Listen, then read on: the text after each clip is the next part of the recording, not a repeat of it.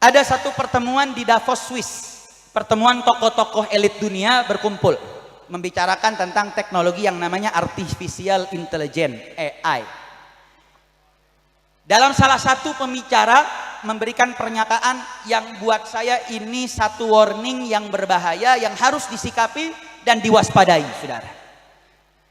Apa ungkapannya? Dia katakan perkembangan teknologi AI ini, sebelumnya bagi yang belum tahu, AI itu satu teknologi, ada data ini bisa diolah dan disajikan. Dulu ada yang namanya Syekh Google. Kenal Syekh Google? Tahu Syekh Google? Google itu kita ngetik, memberikan informasi, dia akan ada kata kunci yang memberikan informasi kepada kita. Sehingga dia cuma bisa mencari data yang terbatas. Tapi kalau AI, data ini bisa diolah, artinya lebih canggih. Nah, yang menjadi catatan bagi saya, salah satu pembicara berkata begini,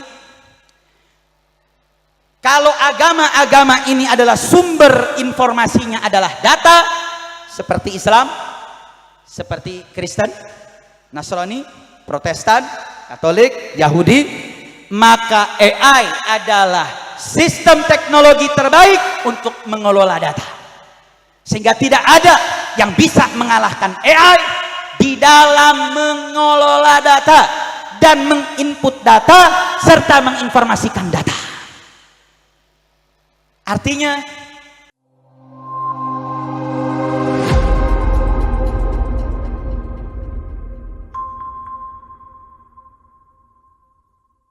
nah, dalam kesempatan ini tadi saya ngobrol-ngobrol dengan kawan-kawan dari DPW Probolinggo, begitu juga dari kawan-kawan DPD FPI Jawa Timur.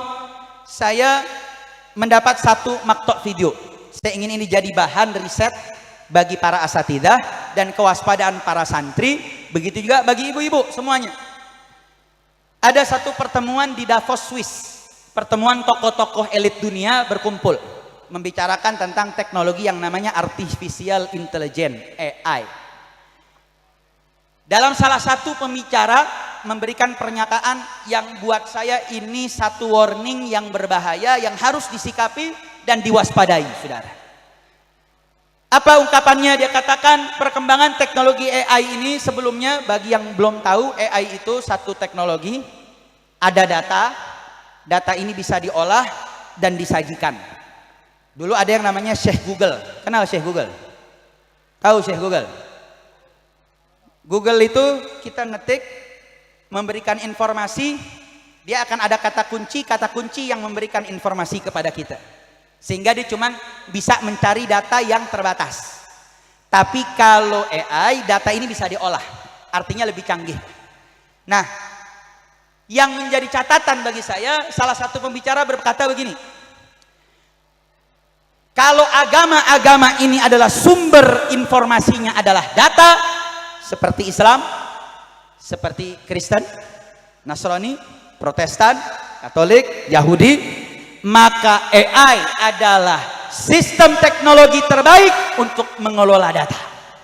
Sehingga tidak ada yang bisa mengalahkan AI di dalam mengelola data dan menginput data serta menginformasikan data. Artinya penyakitnya apa, saudara? Virusnya di sini. Saat ini ada namanya generasi Gen Z, ada generasi Alpha. Kalau ini sih kayak generasi kolonial semua nih. Generasi Gen Z, generasi Alpha, dia udah terbangun dengan sebuah ekosistem dengan berbagai platform seperti TikTok, YouTube Short, kemudian juga Instagramnya, saudara. Suka yang singkat-singkat, nggak demen yang panjang-panjang. Sehingga dia punya penyakit baru namanya brain rot. Otaknya itu menurun fungsinya. Karena mereka sering distimulus dengan dopamin singkat, sehingga nggak bisa fokus lama. Maunya yang singkat-singkat. Nah, di sini penyakitnya, saudara.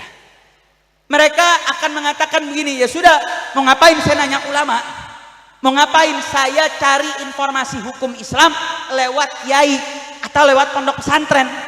Cukup saya tanya Syekh AI, tinggal ketik, tanya hukum anu, langsung datang jawaban. Tanya hukum anu, keluar jawaban, saudara.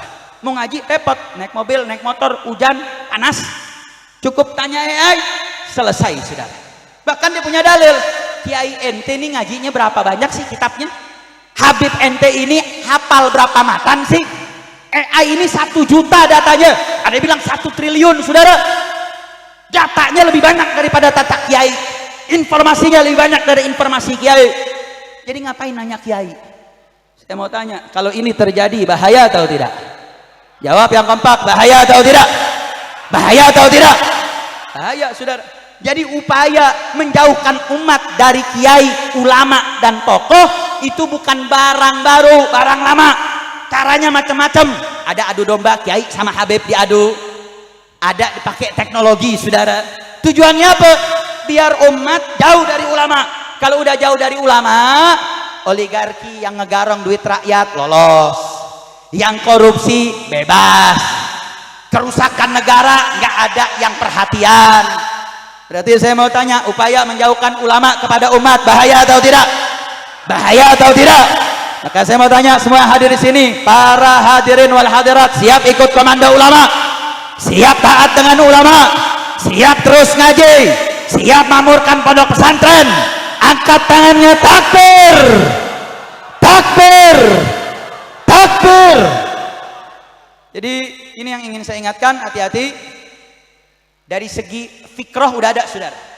Madhab yang hidupnya kontekstual saja udah ada. Yang hidupnya itu cuman ada nasnya nggak, ada dalil aja nggak. Madhab itu udah lama, saudara. Dia hanya ingin sifatnya tekstual dan ini menjadi kewaspadaan. Tapi insya Allah selama pondok pesantren Ahlus Sunnah wal Jamaah terus ada, terus gali. Terkhusus kita apresiasi Gus Wafi sebagai tokoh muda Nahdlatul Ulama, tokoh muda yang aktif di media sosial, tokoh muda yang terus menerus aktif dengan tulisan maupun video-videonya, terkhusus dalam rangka melawan kristenisasi. Begitu juga melawan pemikiran-pemikiran sesat yang terus mendorong daripada akidah Ahlussunnah wal Jamaah. Ini harus terus disemarakan, harus terus diperbanyak, karena tantangan umat banyak, tantangan negara berat. Maka kita harus bersatu, jangan mau diadu domba, karena musuh umat Islam banyak. Maka saya mau tanya sebelum saya tutup, siap bersatu, siap bersaudara, siap bela Allah, siap bela Nabi, takbir.